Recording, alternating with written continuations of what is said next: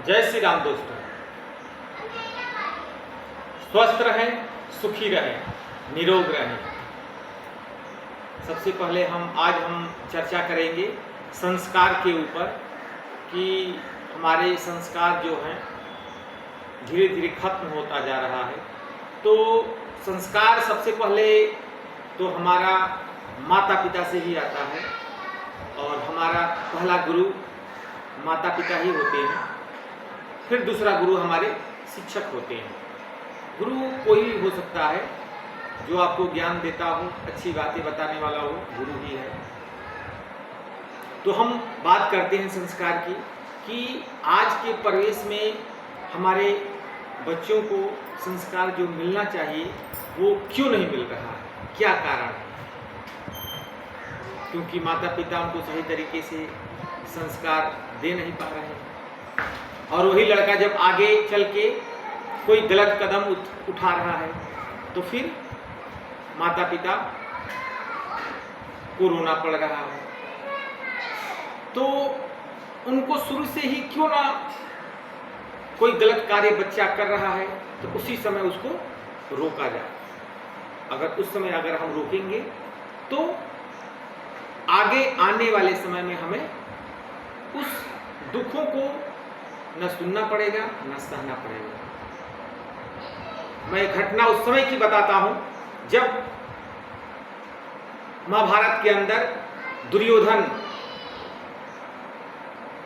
अगर धृतराष्ट्र चाहते तो महाभारत नहीं होता।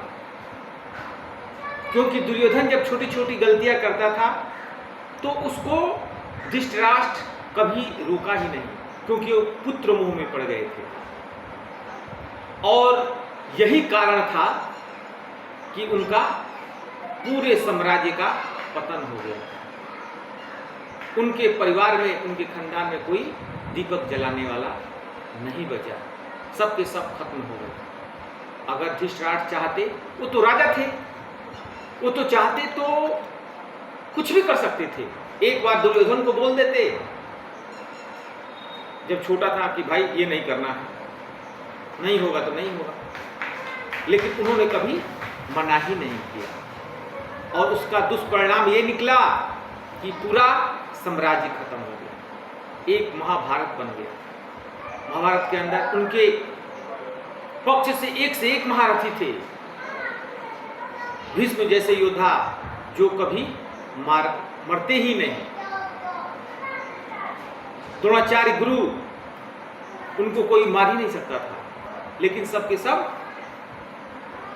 पराजय स्वीकार हो गए, सबके सब मारे गए। तो गलत का अगर गलत करेंगे तो गलत का परिणाम गलत तो होगा ही होगा। तो सबसे पहले हमारा यही उद्देश्य है, अपने बच्चों को संस्कार देना बहुत जरूरी है। और संस्कार जब बच्चा छोटा है उसी समय संस्कार देंगे तभी जा करके, बड़े होने पर तो भाई आपकी बात वो नहीं मानेंगे। चिड़िया चुग गई खेत तो पछताना क्या। जब एक बार कमान से तीर जब कमान से निकल जाती है ना तो फिर उसको रोका नहीं जा सकता है।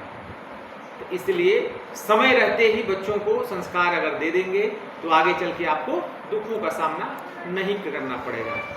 मेरी बातें अगर अच्छी लगी हो तो उसके लिए धन्यवाद। सुखी रहें और निरोग रहें। जय श्री राम।